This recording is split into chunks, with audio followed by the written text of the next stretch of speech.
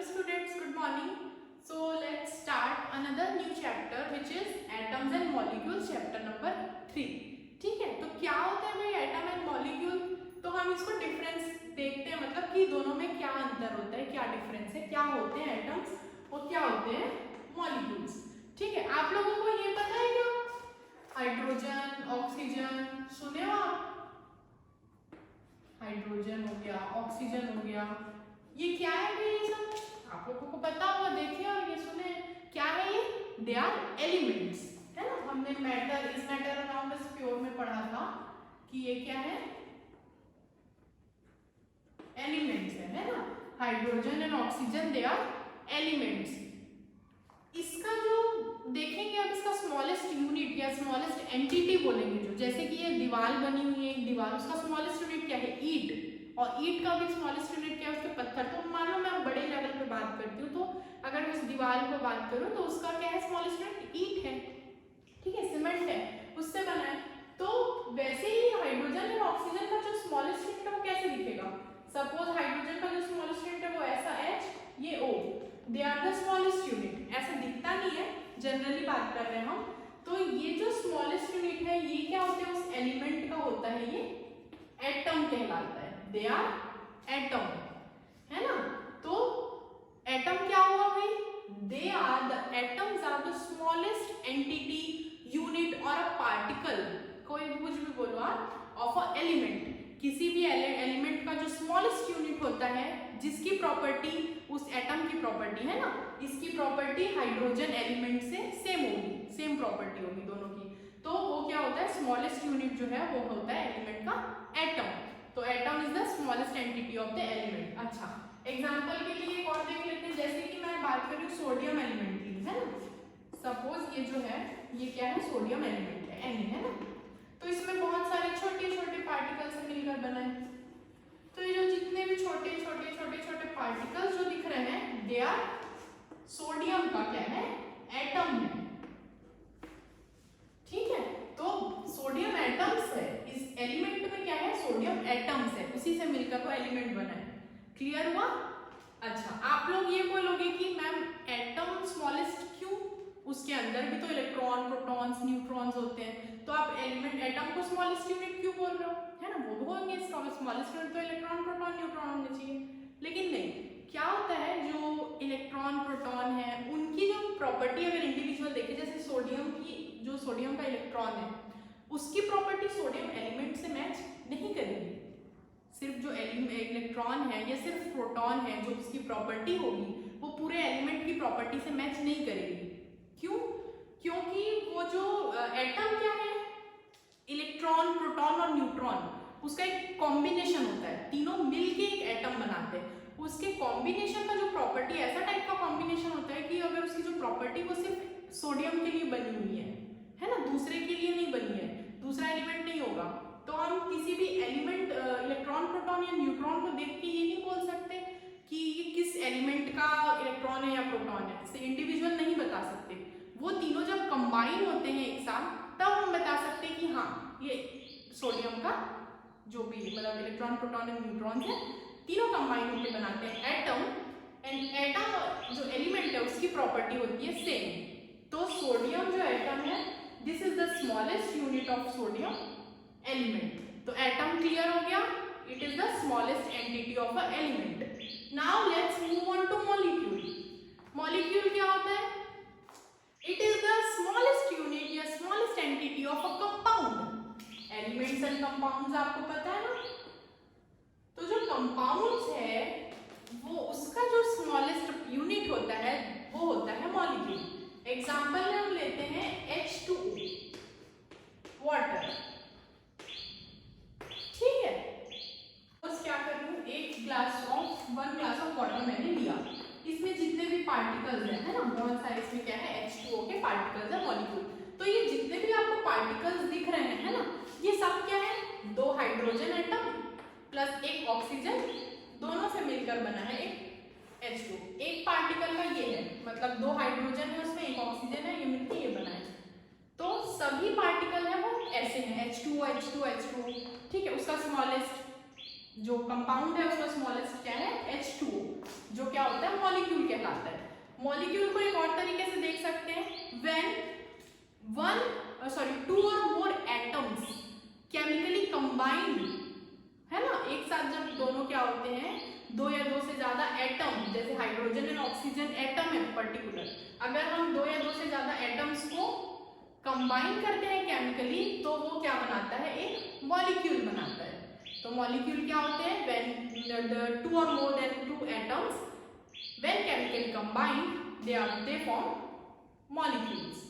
And जो compound है पूरा ये वाटर है, उसका स्मॉलेस्ट एंटिटी होता है मॉलिक्यूल, एंड जो एलिमेंट है उसका स्मॉलेस्ट एंटिटी होता है एटम। क्लियर है स्टूडेंट? मॉलिक्यूल को हम और तोड़ सकते हैं एटम्स में, H2O को मैं H और O में अलग अलग ब्रेक कर सकती हूँ, लेकिन एटम्स को मैं डिवाइड नहीं कर सकती फर्दर, ठीक है। तो एटम्स से मिलकर मॉलिक्यूल बनता है और ये सब मिलकर क्या बनाते हैं, पर्टिकुलर पार्टिकल बनाते हैं। ओके स्टूडेंट्स, आगे देखते हैं। ओके सो स्टूडेंट्स, यहाँ पर दो लोगों का नाम आ रहा है, दो ऐसे साइंटिस्ट हैं, लेवाइजर एंड प्राउस्ट।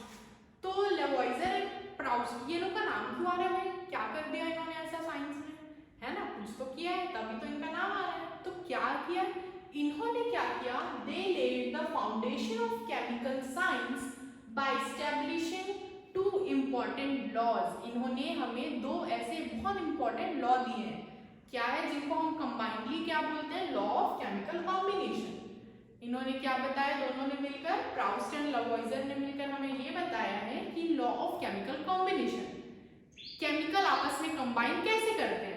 अगर मैं दो H प्लस एक ऑक्सीजन को मिलके H2O बनाती हूँ, है ना, तो ये और ये आपस में कंबाइन कैसे हुए, इसका कुछ तो रूल होगा, रूल्स एंड रेगुलेशंस होंगे, इन्होंने हमें वो रूल्स बताए हैं, ठीक है। तो दो टाइप के लॉ बताए हैं इन्होंने, law of conservation of mass and law of constant proportions, या फिर डेफिनाइट प्रोपोर्शन भी बोल सकते हो आप इसको। तो ये दो लॉज के बारे में हम देखते हैं क्या होता है। Okay so students, let's see the first law of chemical combination. कौन सा है वो, law of conservation of mass. Law of conservation of mass क्या होता है भाई, तो देखो स्टेटमेंट देखते हैं, समझ आएगा। It states that mass can neither be created nor destroyed in a chemical reaction। किसी भी केमिकल रिएक्शन में the mass can neither be created nor be destroyed। जितना अंदर देंगे, जितना रिएक्टेंट में देंगे, और हमें उतना ही प्रोडक्ट में मिलेगा, कुछ भी चेंजेस उसमें नहीं होंगे। अच्छा, इसका मैं एक एग्जांपल देती हूँ, है ना। सपोज मैंने लिया एक कंपाउंड लिया है ना, मैं उसमें क्या कर रही हूँ, मैंने 5 एटम डाले H हाइड्रोजन के और उसमें से 9 डाल दिए क्लोरीन के, ठीक है। अच्छा, हाइड्रोजन और क्लोरीन मिलकर रिएक्ट करेंगे जब, तो वी विल गेट HCl, है ना, हाइड्रोक्लोरिक एसिड बनता है। मान लेते हैं कि जो हाइड्रोक्लोरिक एसिड है हमें मिला 3, उसके कितना है, कितने हाइड्रोक्लोरिक एसिड मिले, HCl 1 2 और 3, इसमें 3 HCl मिले, डाला 5 हाइड्रोजन था, मिला 3 हाइड्रोजन। पॉसिबल है क्या, कैसे हो गया भाई, हमने तो ज्यादा मिलाया है, मिक्स किया, कम क्यों मिलेगा हमें। तो देखते हैं, 5 हाइड्रोजन डाला, 3 मिल रहा है, 2 कहाँ गया पता नहीं, 9 क्लोरीन डाला, 3 क्लोरीन मिल रहा है, 6 क्लोरीन कहाँ गए, तो ये पॉसिबल नहीं है। जितना हम इसमें अंदर देंगे, जितने भी एटम्स या मॉलिक्यूल्स हम ऐड करेंगे, उतना ही हमें प्रोडक्ट में मिलेगा, ठीक है। जैसे मैं 5 हाइड्रोजन ऐड की एंड 5 क्लोरीन डाला, तो मुझे मिलेगा 5 HCl। क्लियर है? तो ये क्या है, जो मास है वो चेंज नहीं होगा, the mass can neither be created nor be destroyed. जैसे कि वाटर का फिक्स है ना, 2 हाइड्रोजन डालूंगी और 1 ऑक्सीजन लेंगे उसमें, तो हमें मिलेगा H2O। 2 हाइड्रोजन हमने ऐड किया, 2 प्रोडक्ट में मिला, 1 ऑक्सीजन हमने डाला, 1 ऑक्सीजन हमें वापस मिला प्रोडक्ट। तो the mass can neither be created nor be destroyed. जितना हम उसमें रिएक्टेंट में देंगे, उतना ही वेट हमें, उतना ही मास का हमें प्रोडक्ट मिलेगा। So the first law is clear, law of conservation of mass. So the second law, law of chemical combination में जो लेवाइजर एंड प्राउस्ट ने बताया, उसका सेकंड लॉ क्या है, लॉ ऑफ कांस्टेंट प्रोपोर्शन। क्या होता है law of constant proportion, statement देखते हैं। It states that in a chemical substance, ठीक है, the elements are always present in definite proportion by mass या कांस्टेंट प्रपोर्शन, मतलब फिक्स्ड है उनका प्रपोर्शन बाय मास, ठीक है। तो किसी भी केमिकल सब्सटेंस की, जैसे में हम सिंपल वाटर की ही बात करते हैं, है ना, H2O की, तो इसमें जो एलिमेंट्स है H एंड O, इसका जो प्रपोर्शन होगा, जो क्वांटिटी होगी वो फिक्स होगी, ठीक है। कैसे? जो वाटर है H2O कैसे बनता है? 2 atom of hydrogen H2, 1 atom of oxygen O1, ठीक है। H2 प्लस O मतलब 2 हाइड्रोजन और 1 ऑक्सीजन मिलके 1 मॉलिक्यूल ऑफ वाटर H2O बनाते हैं, फिक्स है। ऐसा नहीं कि H3O अगर 3 हाइड्रोजन और 1 ऑक्सीजन मिला दी तो वो वाटर होगा, नहीं। वाटर में हमेशा H2O मतलब 2 हाइड्रोजन और 1 ऑक्सीजन होगी, जो एलिमेंट है वो फिक्स्ड है, कितना कितना रहेगा वो फिक्स है ना। जो मास है किसका, हाइड्रोजन का मास है 1U, ठीक है। अब पूछोगे आप U क्या है, तो U इज अ यूनिफाइड मास और एटॉमिक मास यूनिट, मतलब कि जो भी एटम है उसका जो वेट करते हैं, उसका जो वजन मेजर करते हैं वो इसी यूनिट से करते हैं, वो आगे देखेंगे हम, अभी इतना ही देखिए। ऑक्सीजन का क्या होता है 16U, ऑक्सीजन का जो मास है, मास प्रोपोर्शन वो क्या है 16U है, ठीक है। तो अगर हम इस हिसाब से वाटर की बात करें तो उसमें कितना है, 2 एटम्स ऑफ हाइड्रोजन, मतलब ये 2 है तो ये कितना हो जाएगा 2U plus 1 atom of oxygen, एक ही है, एक का कितना होता है 16U।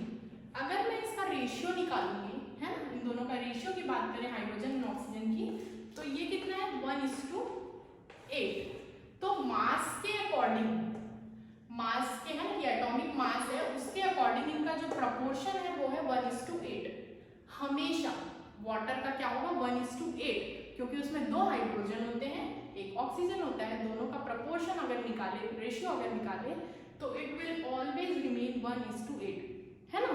चाहे आप कहीं का भी पानी ले लो, दुनिया में कहीं से भी अगर हम पानी लेके आ रहे हैं, कहीं का भी, जैसे गटर का हो गया, रिवर का हो गया, सी का हो गया, घर का पानी हो गया, आइस वाटर का, किसी का भी, सबका जो मास प्रपोर्शन है, जो वाटर है 1:8। हाइड्रोजन और ऑक्सीजन का जो रेशियो है वाटर में, वाटर मॉलिक्यूल में हमेशा 1:8 रहेगा।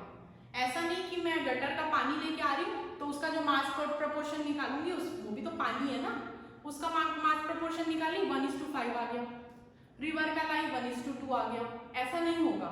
पानी ही है, H2O ही है, 2 हाइड्रोजन 1 ऑक्सीजन से ही मिलकर बना है, फिक्स्ड प्रपोर्शन में बना है, 1:8 ही उसका मास प्रपोर्शन निकलेगा, ठीक है।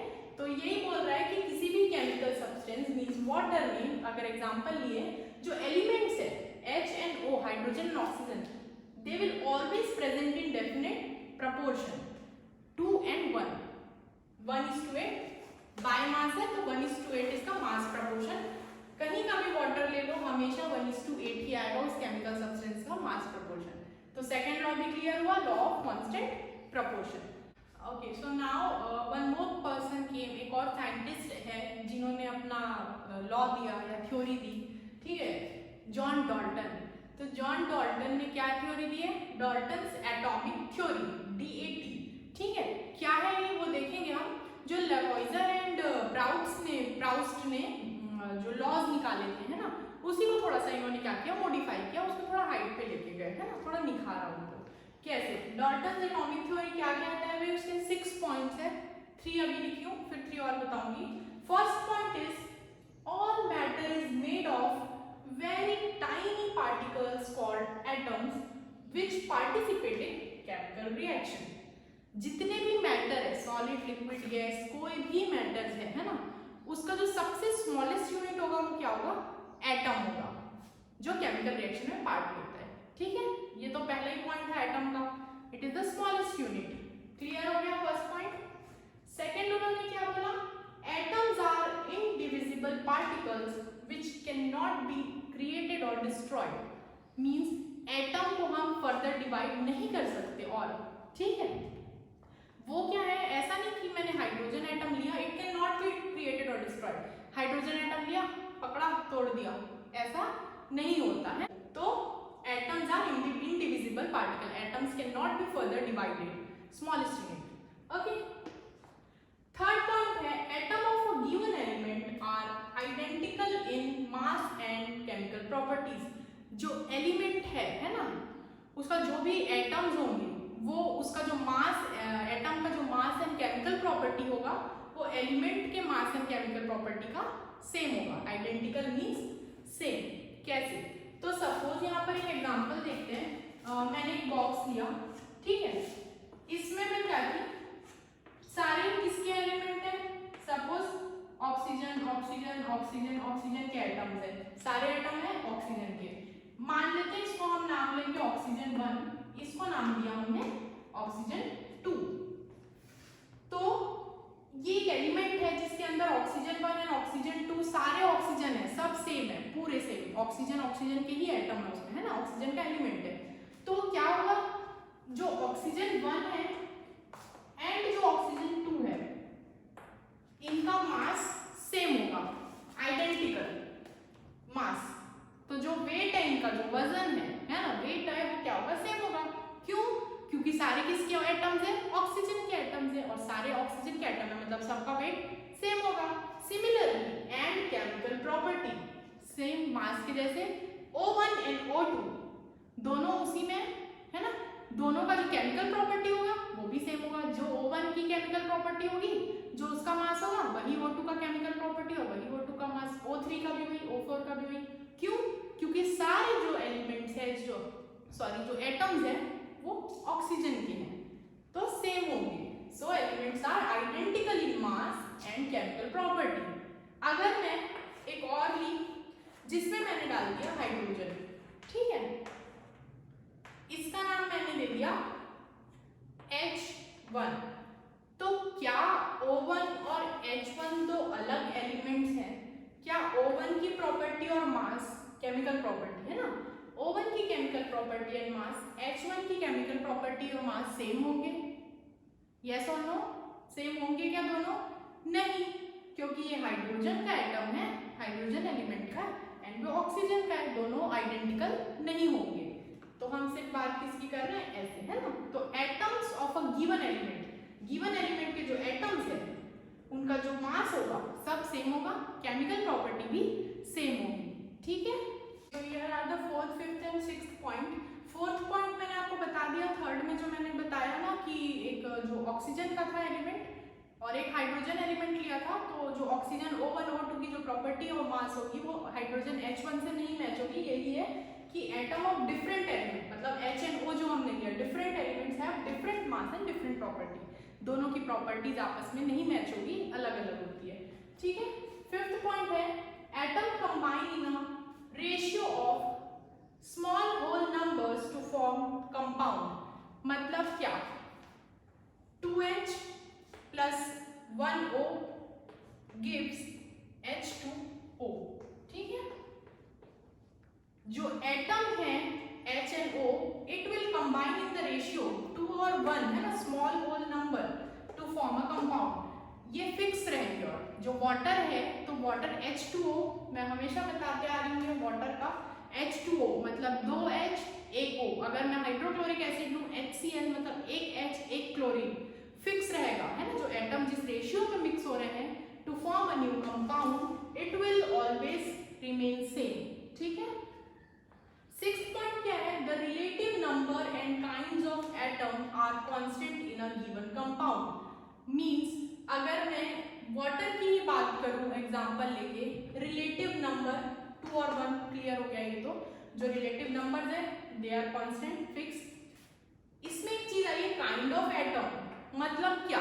काइंड्स ऑफ एटम भी सेम होंगे, मतलब जो जो एटम्स लगते हैं उसको बनाने के लिए वो भी हमेशा फिक्स होंगे। मतलब ऐसा नहीं कि हमारे पास वाटर बनाने के लिए कौन कौन से एटम चाहिए? हाइड्रोजन एटम, ऑक्सीजन एटम, है ना। तो ये कांस्टेंट है, हाइड्रोजन एंड ऑक्सीजन से ही वाटर बनेगा। H2O वो भी, है ना, 2 and 1। ऐसा नहीं कि H3O वाटर बन गया तो रिलेटिव नंबर गलत हो जाएगा, फिर वो भी कांस्टेंट होता है 2 and 1, है ना। अगर ऐसा नहीं होता कि मेरे पास हाइड्रोजन नहीं है तो मैंने क्या किया, उसमें हीलियम डाल दिया, हीलियम और ऑक्सीजन को मिक्स करी और बोली कि ये वाटर है, होगा क्या ऐसा? नहीं। तो जो काइंड्स ऑफ एटम है, मतलब हाइड्रोजन एंड ऑक्सीजन फिक्स है उसमें, तो किसी भी कंपाउंड के जो एटम्स होते हैं वो फिक्स होते हैं। हाइड्रोक्लोरिक एसिड है HNCl, अगर मैं H के साथ Br ले ली, ब्रोमीन ले ली, HBr, और मैं इसको बोलूंगी कि ये हाइड्रोक्लोरिक एसिड है, होगा क्या? नहीं। जो HCl है, जो कंपाउंड है, उसका जो kind of atom means hydrogen and chlorine से मिलकर ही बनेगा हमेशा, और वो भी 1-1, relative number will be 1 hydrogen and 1 chlorine. तो ये कुछ 6 पॉइंट्स थे डाल्टन की एटॉमिक थ्योरी में। आगे हम थोड़ा एटम एंड मॉलिक्यूल को और देखेंगे, एटॉमिक मास देखेंगे, मॉलिक्यूलर मास क्या होता है, वो सारी चीजें नेक्स्ट वीडियो में आपको एक्सप्लेन करूंगी। Thank you students.